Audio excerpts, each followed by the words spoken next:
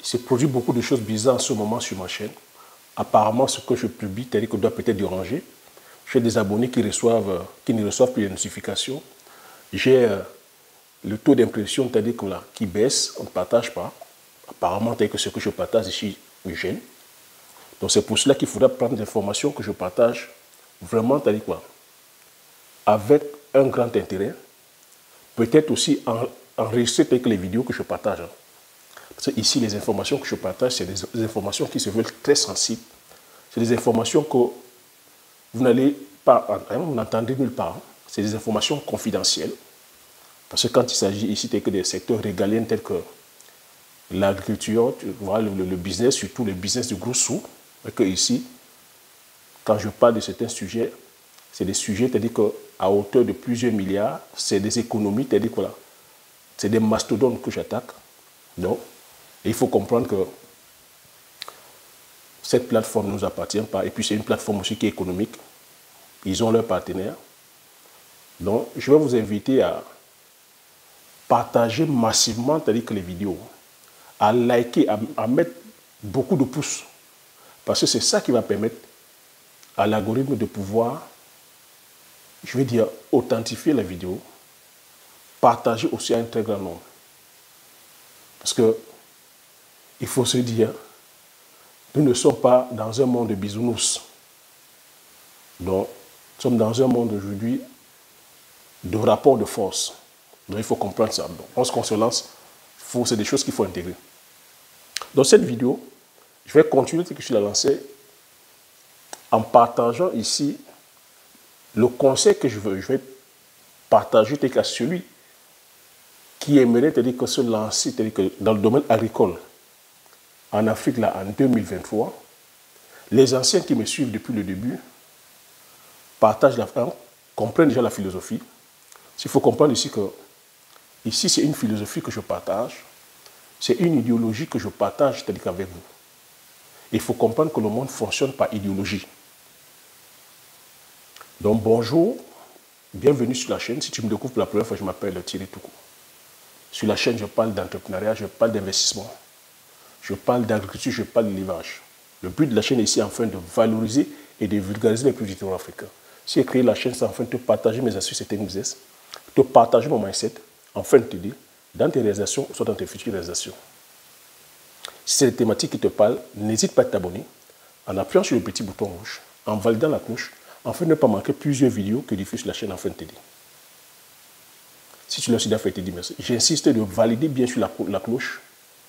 Pour les personnes qui ne reçoivent pas la notification, je vais vous inviter à vous désabonner et de vous réabonner. Parce que ça aussi, il faut comprendre que les informations que je diffuse ici, c'est des informations qui sont gênantes, gênantes pour plusieurs économies.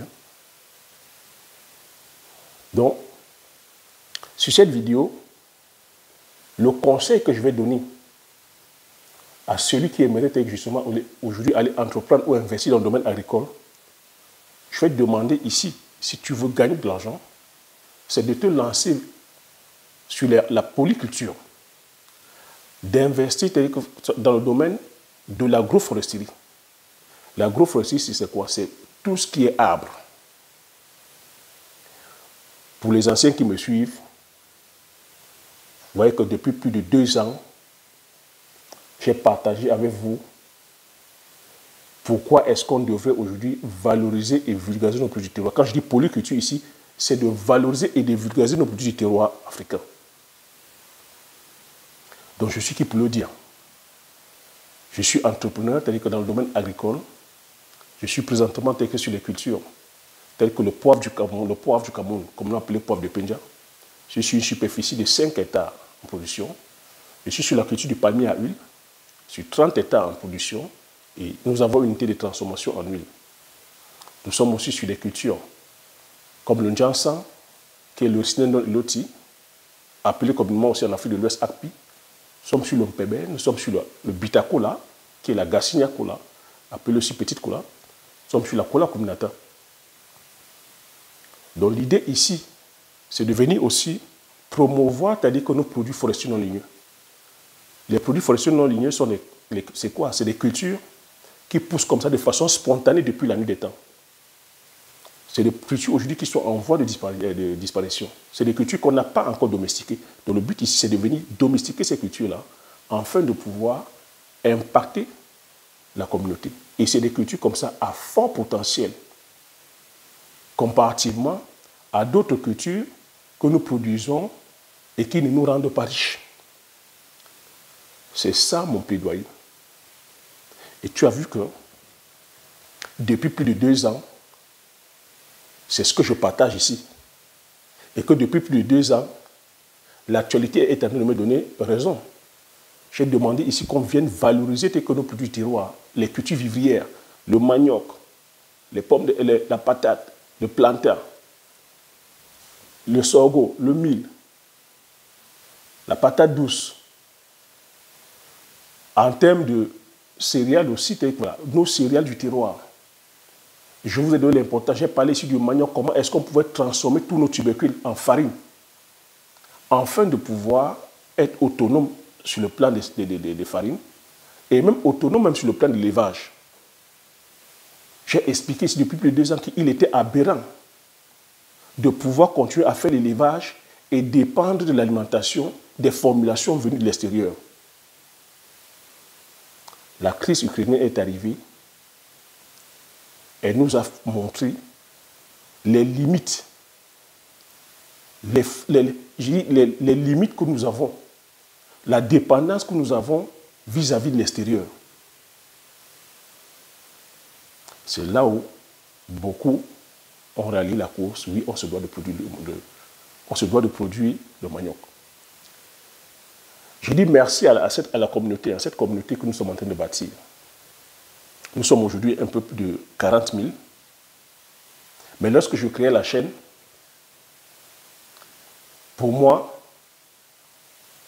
c'était de venir partager, c'est-à-dire voilà, le peu de connaissances que j'ai, le peu de compétences que j'ai. Qu'est-ce qui me pousse, qu'est-ce qui m'amène à venir communiquer avec vous? C'est les challenges que j'ai traversés sur le terrain. Si j'ai pris cette initiative de venir partager le peu de compétences que j'ai, c'était en disant, je ne peux pas avoir cette information et garder pour moi. Je me suis lancé sur la culture du poivrier. Je partage toute cette expertise, cette expérience avec toi. C'est l'échec que j'ai obtenu sur la culture du poivrier.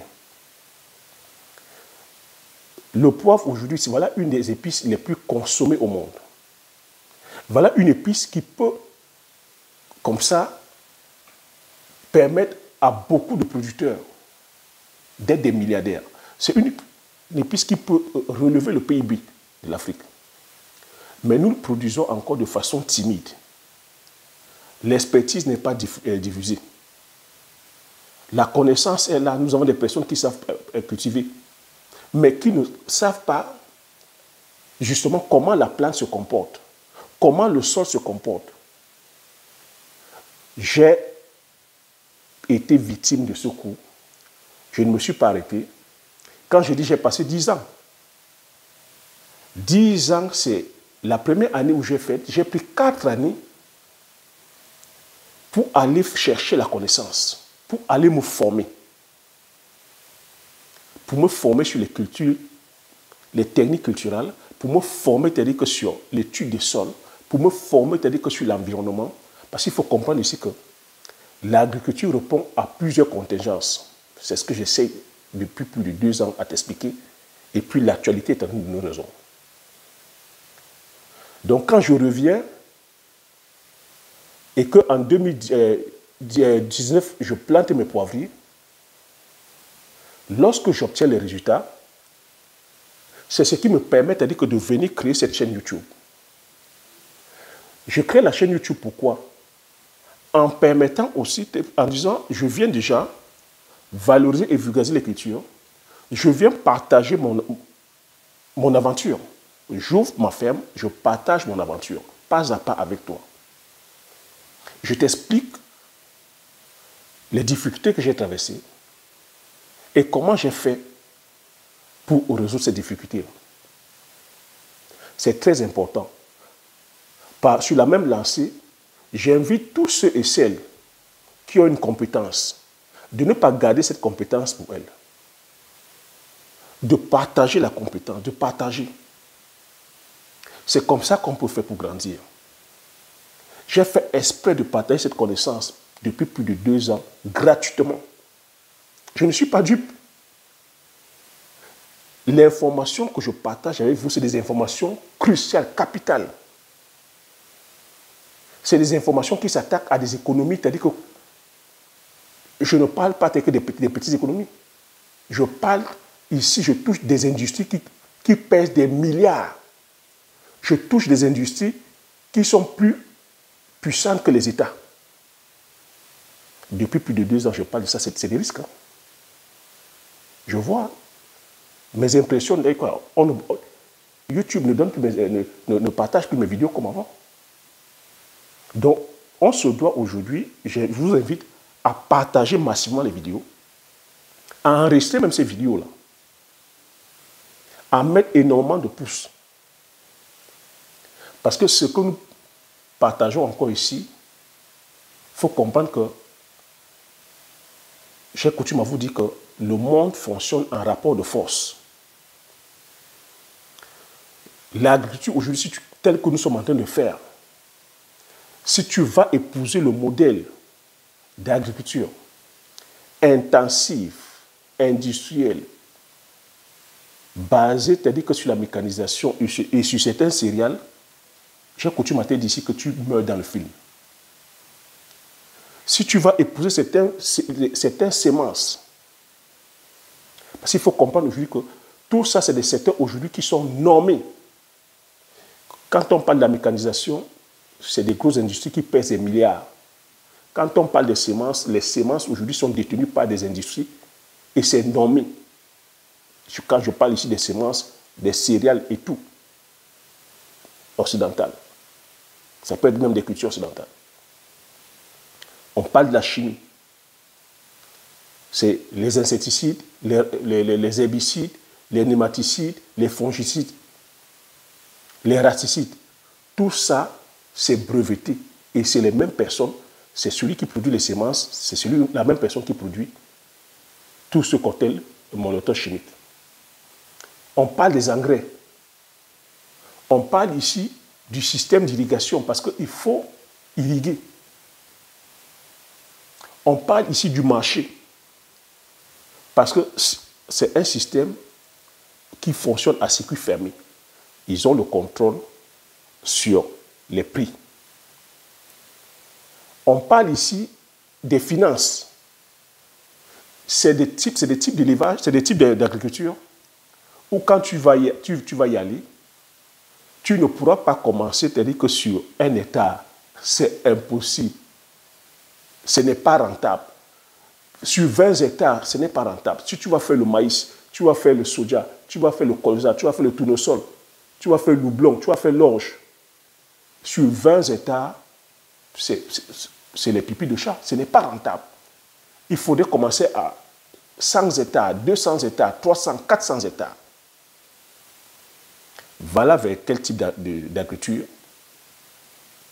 ils veulent nous amener. Ils ont déjà amené que les producteurs occidentaux. C'est un échec pas possible. Ça a plutôt entraîné les producteurs occidentaux à la rue. C'est lui qui veut prendre le pari. Je lui demande d'aller produire, de faire du copier-coller, de venir faire le blé. Comme ça se fait ici en Occident, d'aller faire le blé sur 400 hectares. Tu ne pourras pas le faire. Parce que comme je t'ai dit que c'est une affaire de gros sous. Pour commencer, il faut commencer avec un minimum d'1 million d'euros. Rien que pour l'achat de matériel. Autre facteur aussi qui est en train de nous frapper, c'est l'écologie, l'environnement. C'est le climat. Est-ce que vous êtes en train de voir ce que nous subissons en ce moment? La météo aujourd'hui, te dit que voilà, ça va dans tous les sens. On traverse en ce moment avec des vagues de chaleur qui n'ont pas son nom. En France où je suis, c'est-à-dire qu'on a connu une année, c'est-à-dire que où il a fait tellement chaud d'autres années. Il y a eu comme ça, c'est-à-dire que des cours d'eau qui se sont séchés. Il y a des agriculteurs qui ont perdu leur récolte, qui ont perdu leur campagne pour manque d'eau. Donc, si je fais ce plaidoyer, il faut comprendre que j'ai pris 2 années comme ça pour venir vous éduquer. Parce que je sais que beaucoup, c'est-à-dire que là, parlent d'agriculture, mais ne savent pas comment ça se passe. Beaucoup pensent qu'il faut seulement, c'est-à-dire que lancer la graine et aller se coucher, la nature fera le reste. Non, c'est un système qui est savamment pensé. C'est un système qui est là où les gens se font des millions, des milliards. Quand je dis les gens, je n'ai pas envie de nommer. Ce ne sont pas les producteurs, c'est ceux qui détiennent le système. Lorsque vous allez sur le système de productivité, on n'est pas en train d'enrichir le producteur, on enrichit plutôt ceux qui détiennent le système, comme j'ai cité, la mécanisation, la chimie, les semences, les engrais, le pétrole. Depuis 2 ans, je vous interpelle ici. Est-ce que vous voulez que notre agriculture dépende du pétrole? L'agriculture occidentale ici dépend du pétrole, dépend des énergies fossiles. La crise ukrainienne est venue nous montrer. Quand Poutine a dit « je ne donne plus mes engrais, je ne donne pas le pétrole, je ne donne pas mon gaz, je ne donne pas mes matières premières », qu'est-ce qui s'est passé? Nous sommes en train de vivre l'inflation. Les prix sont en train de monter, les prix s'affolent. Nous sommes en train de vivre la récession, la crise. C'est ça que vous voulez ramener, c'est-à-dire qu'en Afrique. Et l'Afrique est aujourd'hui aussi impactée. Oui, par le fait que manque de blé, le prix du pain monte. Quelle est la santé de nos économies? Quel est, c'est-à-dire que le niveau, c'est-à-dire que, je veux dire, le niveau financier de nos populations dans nos pays où le chômage frise les 90%. Est-ce qu'on est capable de s'arrimer au pétrole? Est-ce qu'on est capable d'aller produire grâce aux énergies fossiles? Je sais qu'un langage, quand je parle comme ça ne va pas interpeller beaucoup de personnes. Mais la plupart des personnes qui me suivent, la communauté, nous sommes 40 000, les fidèles qui me suivent, beaucoup ont la main dans le cambouis, beaucoup sont des producteurs, des éleveurs, des agriculteurs, beaucoup sont des ingénieurs qui me suivent. Je parle comme ça depuis plus de 2 ans, à visage découvert. J'ai les agriculteurs occidentaux ici qui me suivent. Je parle pour les producteurs. J'ai pris ce pari-là, ce n'était pas pour venir faire le nombre de vues. Ce n'était pas pour venir vous vendre. Beaucoup d'entre vous m'avez dit, Thierry, que ces informations, tu devrais les monnayer. Thierry, crée une chaîne où tu vas monnayer cette information. Mais, je vous avoue, je suis venu en disant d'abord, je viens éduquer la population. Tu ne peux pas commencer à vendre une information que quelqu'un ne sait pas. Et nous, aujourd'hui, notre communauté est tellement réfractaire. Même quand tu mets là gratuit, combien viennent prendre? Mais je vais d'abord éduquer, expliquer pourquoi. Après, je pourrai monnayer. Je remercie aussi cette communauté parce que j'ai une communauté qui est active. Vous voyez que le travail que je fais, beaucoup d'entre vous, j'ai les web designers. Thierry, on peut te dire que fais ta miniature pour que tu aies beaucoup plus de vues. J'ai dit à chaque fois par mail, j'ai répondu merci, je viendrai vers vous. Pour l'instant, l'objectif n'est pas ici d'avoir le nombre de vues. L'objectif ici, c'est d'avoir des personnes conscientes. C'est d'avoir des personnes qui lisent le titre et cliquent par rapport au titre. Ne cliquent pas par rapport à la miniature. Ne cliquent pas parce que je connais les titres. Hein. Je connais les titres qui peuvent inciter à cliquer. Mais lorsque tu vas cliquer par rapport au titre, comme on appelle putaclic, lorsque tu n'auras pas ta promesse, tu vas quitter. Moi, c'est pour ça que je publie de façon naturelle. C'est pour ça que j'ai un taux de clic élevé. J'ai aussi le taux de rétention très élevé. C'est pour ça que j'ai des abonnés de qualité qui me suivent depuis plus de 2 ans. Certains m'ont dit, Thierry, on peut aussi te faire la landing page dans le tunnel de vente.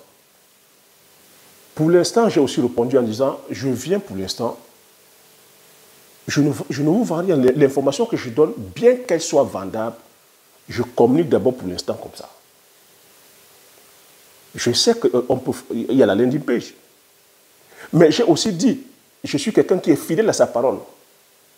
Ma première vidéo, Le pouvoir de la pensée, j'ai dit, je viendrai, c'est-à-dire auprès de mes frères et sœurs, youtubeurs. Moi, je suis entrepreneur. Je suis ici, c'est-à-dire que c'est mon image que je vends. C'est une marque que je suis en train de créer. Je veux déjà d'abord, au travers de mes compétences, au travers de ma personne, bâtir, je vais dire, une communauté. Bâtir une communauté de fidèles, bâtir une communauté de personnes fiables, bâtir une communauté de personnes de confiance. Et je suis fier aujourd'hui de savoir que j'ai une communauté de personnes fidèles, de personnes de confiance, de personnes comme ça qui me suivent depuis des années. Et des personnes aujourd'hui, certains où je suis allé plus loin, où j'ai partagé, j'ai même donné mon numéro de téléphone personnel. Beaucoup d'entre vous me demandez le numéro, beaucoup d'entre vous me demandez de vous suivre. Mais vous voyez que je ne peux pas vous suivre tous à la fois. Il y a des courageux qui m'ont demandé par le mail mon téléphone, qui étaient déjà à des stades avancés, je vous l'ai dit. Il y a un Béninois qui, au travers de mes vidéos, a pris le courage, m'a envoyé un mail, m'a envoyé les photos par WhatsApp, c'est-à-dire voilà, de la pépinière de poivre qui veut lancer au Bénin. J'ai suivi, c'est-à-dire que je suis resté en contact avec ce monsieur pendant plus de 2 ans. Aujourd'hui, il a son champ de poivre au Bénin. Mais est-ce que je peux faire ça avec tout le monde? J'ai d'autres personnes aussi, sur d'autres cultures, même en élevage. Mais vous voyez que je ne peux pas communiquer mon numéro de téléphone personnel à tout le monde. Nous sommes 40 000. Je ne peux pas être au téléphone avec 40 000 personnes. Et Dieu sait que ce monsieur, aujourd'hui, nous sommes toujours en contact. À 6 h du matin, il m'appelle, on est au téléphone pendant 1 heure. Il m'envoie des messages, on communique. C'est ça les liens qui sont ici. Et aujourd'hui, on est appelé à aller plus loin. Et c'est ça qui me permet aujourd'hui de dire, je mettrai des formations. Puisque je ne peux pas être au téléphone avec 40 000 personnes à la fois, je mettrai des formations qui vont bénéficier à 40 000 personnes. Parce qu'aujourd'hui, on a une population, on a une communauté mature.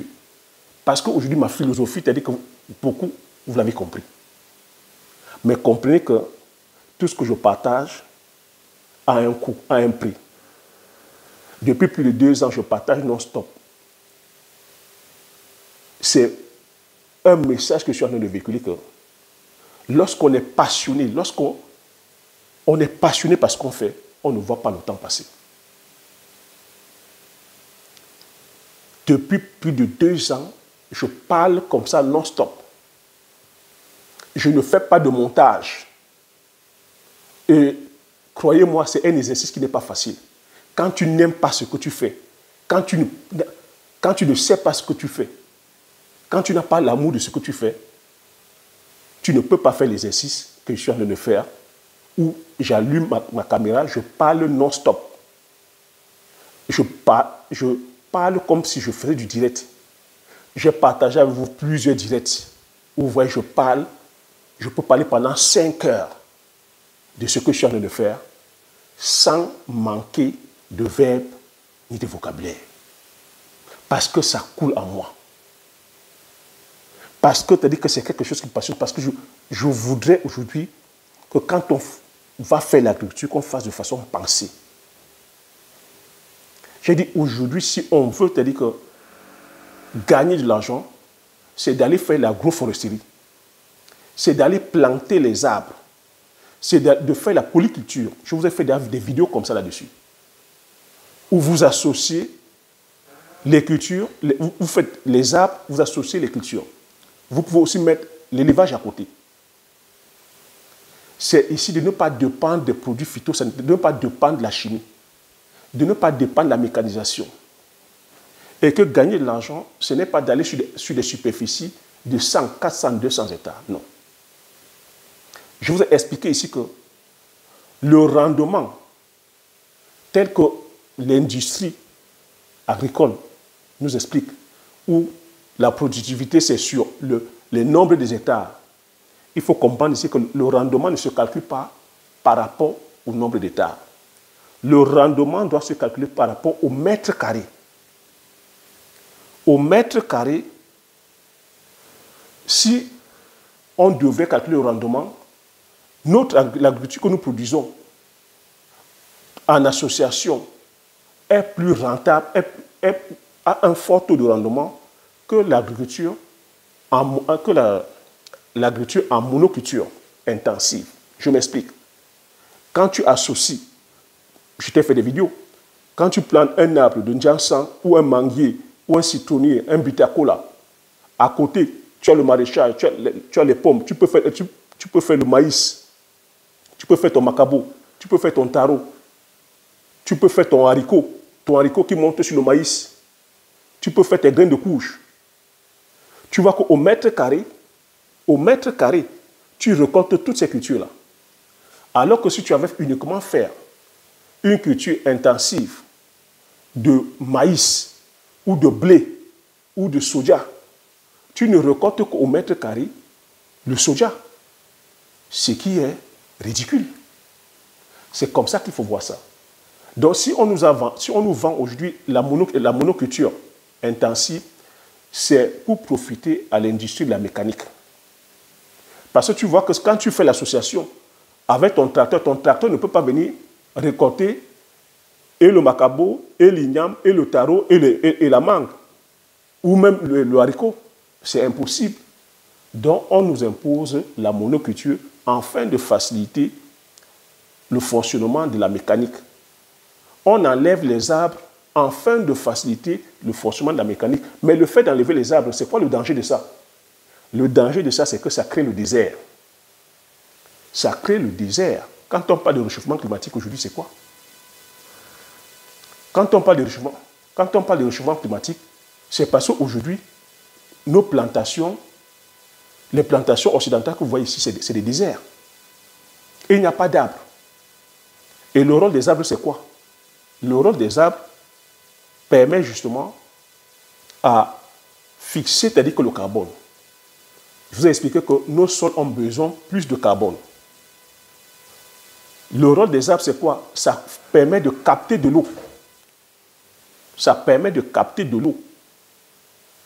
C'est pour ça que vous voyez dans les tropiques, il pleut abondamment, parce que nous avons encore des forêts luxuriantes. Le rôle des arbres, les racines des arbres permettent de perforer le sol. Ça permet la porosité des sols, ça permet que l'eau, quand il pleut, l'eau s'infiltre, ça va remplir la nappe phréatique. Le rôle des arbres, les racines des arbres, permet de fixer le carbone. Ça permet d'aller broyer les roches. Il faut comprendre que le sol, c'est la roche, hein, c'est le caillou. Et c'est les racines des arbres qui vont broyer ces roches-là. Ça va te faire le fer, manganèse, c'est-à-dire que ça va te faire, ça va aussi faire la potasse, ça va faire énormément comme ça d'oligo-éléments. C'est les racines des arbres. Les racines des arbres aussi nourrissent la microfaune, parce qu'il faut comprendre qu'il y a une microfaune qui est anaérobique, donc qui est en profondeur. C'est elle qui fait ce travail-là de créer, c'est-à-dire que justement, c'est-à-dire que les micro-éléments. Il y a une faune aussi qui est aérobique. Donc, vers de terre, scorbut, escarabée, fourmis, mille-pattes, tout c'est. Il y a des macrophones aussi. Un sol vivant a besoin de tout ça. Il faut comprendre que tu te dois de cultiver plutôt sur un sol vivant. Tu te dois aussi, ce que tu dois savoir, que l'air est composé d'azote. Que le nitrate que tu vas acheter, c'est de l'argent que tu jettes. Un sac d'engrais aujourd'hui, c'est combien? Un sac d'engrais aujourd'hui est dans les 35, c'est déjà dans les 35 000, voire 40 000, certains même 50 000. Si tu vas produire de façon chimique, protège cette vidéo. Parce que ça, c'est des choses, je ne vais plus continuer à le dire. Parce que je dis, je reçois énormément de signaux qui commencent à m'alerter que je suis en train de marcher sur les plates-bandes. Un sac d'engrais, c'est 50 000 francs. Tu vas t'aller que produire le blé ou le soja. On te dit 1 hectare de soja, il faut mettre 4 sacs d'engrais. Tu fais 50 000 fois 4. Tu as comme ça 400 hectares. Tu vois le prix de ça? Et il n'y a pas que l'engrais. On va te dire aussi après qu'il faut l'herbicide. L'herbicide comme aujourd'hui. Il n'y a pas que l'herbicide. On va te dire aussi qu'il faut les fongicides. Parce que les champignons sont en train d'attaquer ton soja. On va te dire qu'il faut les raticides. Parce qu'il y a les rats qui vont venir bouffer ton soja. On va te dire aussi qu'il faut les insecticides. Parce qu'il y a les insectes. Tu vois le coût de ça. Une fois que tu as produit tout ça, tu vas vendre à qui? Ici, ils sont déjà sur des 1000 hectares, 10 000 hectares. Tu penses que tu pourras être compétitif? On va te dire qu'il faut monter sur le tracteur. Un tracteur, ça coûte 300 000 euros. Les moissonneuses batteuses, ça coûte dans les 500 000 euros. Monter sur le tracteur, ce n'est pas l'eau. Ça ne consomme pas l'eau. Ça consomme le gasoil, ça consomme le pétrole. C'est quoi le coût du pétrole aujourd'hui? Le pétrole ne fait que monter. Et quand tu vas produire donc tout ça, tu vas vendre à qui? Puisque le taux de chômage chez nous en Afrique, ça frise les 90%. Qui va acheter ça? Et une fois que tu as vendu ça, quand les gens vont consommer, tu connais les dangers de ça. Les maladies maintenant que les gens vont contracter, les personnes iront se soigner où? Est-ce qu'on a le pouvoir d'achat? Est-ce que la science est développée chez nous? Est-ce que nous avons comme ça les hôpitaux de qualité qui puissent soigner que les différentes pathologies? Ce que je parle ici, c'est des informations qui sont très sensibles. Prenez ça très au sérieux. Parce que ce que je suis en train de dire là, je suis en train de toucher des mastodontes. Ici, ils peuvent le faire parce que la recherche est développée. C'est les mêmes qui font les recherches, ils pourront trouver les antidotes. Je suis celui-là qui vous a parlé, c'est-à-dire que des semences telles que les OGM, les organismes génétiquement modifiés. C'est déjà en train de pénétrer, c'est-à-dire qu'en masse en Afrique. Quand tu vas aller manger une culture, telle que le maïs, le soja, ou même, c'est-à-dire que voilà, je veux dire, tous ces céréales OGM, quelle est la connaissance que nos producteurs ont sur les OGM? Même nos États, on fait des recherches aujourd'hui comme ça, où c'est des cultures qui sont néfastes pour le consommateur et même pour le producteur. Nos agriculteurs à qui on va vendre tous ces produits chimiques qui vont les utiliser sans aucune protection. Est-ce que ces producteurs sont formés? Ces producteurs sont éduqués, c'est-à-dire que par rapport à la dangerosité de ces produits, est-ce qu'ils ont les moyens de s'acheter même les équipements? On pompe comme ça à tout va. Est-ce qu'ils connaissent même la durée de rémanence de ces produits? On va demander à un producteur de tomates de livrer la tomate. Il a pompé la veille les produits. Est-ce qu'il connaît la dangerosité? Est-ce qu'il a le recul par rapport à la dangerosité? Il va récolter ces tomates et venir donner. C'est comme ça qu'on va se retrouver en train de consommer des produits qui plus tard vont nous créer des maladies aujourd'hui dégénératives. Mon plaidoyer ici, c'est de se dire, si on veut nourrir une population, si on veut manger sainement, on se doit de produire en respectant, c'est-à-dire que l'environnement, en respectant la nature. Si on veut gagner de l'argent aussi, parce que le but de la production, c'est de gagner de l'argent. Le but du producteur aussi, c'est de gagner de l'argent. C'est en produisant nos produits du terroir. C'est en produisant et en valorisant nos chaînes de valeur endogènes. C'est en produisant, c'est-à-dire qu'avec nos semences du terroir, parce que ces semences sont reconductibles. C'est des semences sur lesquelles nous avons le contrôle. C'est d'apporter la plus-value, c'est-à-dire que sur nos semences. Et aujourd'hui, il faut comprendre que le défi aujourd'hui est climatique. Je vous l'ai dit, ils sont déjà en train de mettre des systèmes en place où l'agriculture intensive, l'élevage intensif va bientôt disparaître.